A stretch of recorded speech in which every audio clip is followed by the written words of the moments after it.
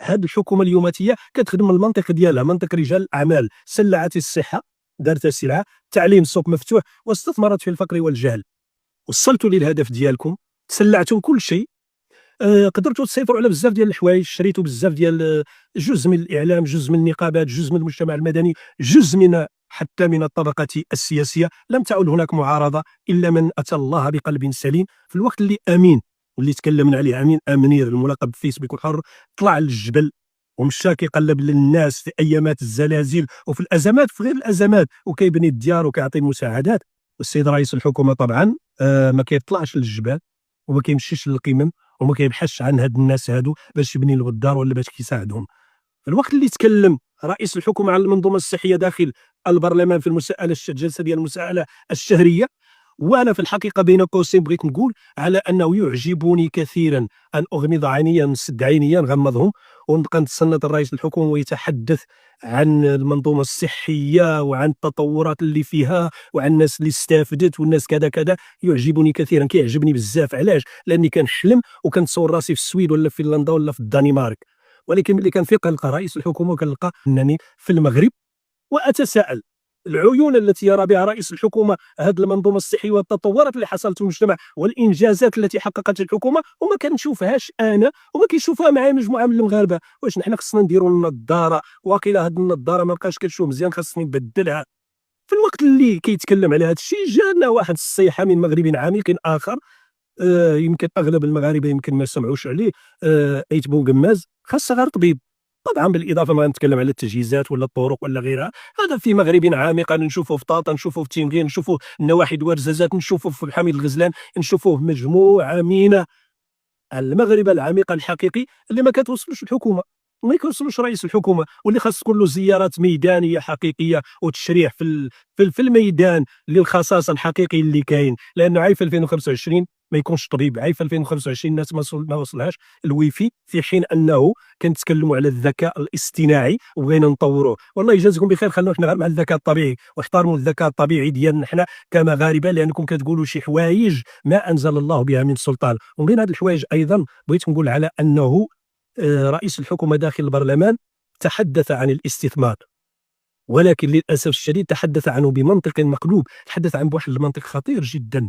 قال على انه كيعرف لو دوتيير باللغه ديالو، هو اللغه الفرنسيه، لو دوتيير ديال لي زونتربرونور، المستثمرين، وعلى انه لو لقيتو كتهضروا كذا وكذا غادي يوقف كل شيء. نصح البرلمان ونصح الوزراء باعتبار ان فيه مجموعه من رجال الاعمال والمستثمرين، وبين قوسين راه فيهم اللي جابوا البقار وجابوا الغنم ومشي نسينا عاوتاني هذيك 1300 مليار ديال السنتيم. ونصحهم قالوا ما تدوش في هذه الهضره هذه ديال الناس، جيبوا اللي بغيتوا، ولاد عمكم، خوتكم، خواتاتكم، اللي بغيتوا، الاقرباء ديالكم، ما كاين حتى مشكل، المهم غادي يستثمروا لنا. في حين على انه كاين دستور وكاين تنازع مصالح، وفي حين على ان رئيس الجماعه الا شدينا عنده تنازع المصالح كنعلقوه وكنعزلوه. ماذا يريد ان يقول رئيس الحكومه؟ ان يحلل ما حرمه القانون، لا اقول الدستور ولا اقول ما حرمه المنطق. وللاسف هذا الشيء كيتقال داخل القبه البرلمانيه التي تمارس الرقابه على رئيس الحكومه وعلى الحكومه. وبدل ان تمارس الرقابه كيصفقوا طبعا كبرلمانيين، وكيصفقوا وزراء، وكانوا معجبين كان الرجل اتى فتحا عظيما، في حين على ان فهذه فلتات اللسان. وانا كنقول لرئيس الحكومه، انا ما كنستغربش لان انت رجل اعمال وانت ميسر في البيزنس، كتعجبك هذا المصطلح، ولكن في السياسه راه ماشي ميسر. السياسه راه خاصك تضبط الكلام ديالك، لان اللغه العربيه حماله اوجه، واللغه العربيه فيها اشارات، والذي بالاشارات يفهم. وانت راه قلتي كلامك ونحن فهمناه، واللي خاصو يفهموا راه خاصو يفهموا، ولكن هذا الكلام اللي قلتي راه ما كيتقالش داخل البرلمان. ونمشي معك على الاستثمار هذا اللي تكلمت عليه، راه في 2024 في المغرب بلغ حجم الاستثمار يعني الخارجي مليار فاصلة 1.64 مليار دولار، في مصر 46.6 مليار دولار، في تركيا 11.6 مليار دولار. ايوا قارنا مع مصر، ياك مصر شبيهه لنا وهي تنتمي الى افريقيا ودول العالم الثالث والدول السائره في طريق النمو. فين هذا الاستثمار؟ هذا الاستثمار السيد رئيس الحكومه له ضوابط، وماشي غير اللي جاي يستثمر. تنازع المصالح راه منصوص عليه في القانون ومنصوص عليه في الدستور، يجب احترامه. ما نبقاوش نهضروا ونقول الكلام على عواهنه، كلام خاصو يتوزن خاص السياسي يعرف اش كيقول اش كيخرج مع فمه، الا اذا كان يريد ان يقول كلاما اخر وبغانا نفهموه فهذا كلام. ولكن حنا كمغاربه كنقولوا لك على انه اليوماتيه الاجوبه الحقيقيه راهي جاتكم وغادي تجيكم من مغرب اخر. انا ما كنلومكمش، ما كنلومش الحكومه. الحكومه يعني هذه الحكومه اليوماتيه كتخدم المنطق ديالها، منطق رجال الاعمال، سلعت الصحه دارت السلعه، التعليم السوق مفتوح، واستثمرت في الفقر والجهل. وانا كنعرف على انه فعلا الانتخابات قربت، ونحن كنتباعوا كمواطنين، حنا كنتباعوا لان كنستثمرونا حنا، استثمار لانه 19 مليون مغربي ما كتصوت، 19 مليون مغربي لا تساهم في العمليه الانتخابيه، وبالتالي كتمشوا للحواشي وكتمشوا للبوادي وكتمشوا للقرى وكتمشوا للمغرب العميق وكتشروا، وهذا استثمار في الحقيقه، وهذا احسن استثمار تقوم به الحكومه ويقوم به رجال الاعمال. وللاسف الشديد نحن من نساهم، حنا اللي كنبيعوا روسنا، حنا اللي كنرخصوا روسنا، حنا اللي كنتباعوا ب 1000 درهم 200 درهم 300 درهم، ومع التضخم ما عرفنا كاع باش غادي نتباعوا.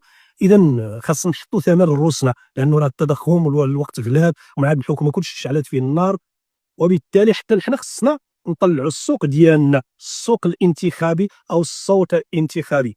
واللي ما كيصوت وكينطاق الطبقه المتوسطه، الطبقه اللي كتهضر، الطبقه اللي قاريه، الطبقه اللي عندها وعي، للاسف الشديد خارج اللعبه السياسيه. من اللي كيساهموا في اللعبه السياسيه هما هادو اللي كيتكلم عليهم رئيس الحكومه واللي كيستثمروا فيهم، هذا هو الاستثمار الحقيقي. انا كنرجع وكنقول لك هاد القدوات اللي نتوما وكتعتبروا مؤثرين واللي بغيتوا توروهم لاولادنا وبناتنا بالكلام الساقط، كنقول لك السيد رئيس الحكومه والحكومه ديالنا ما هكذا تولد الابل، بالعلم بالمعرفه.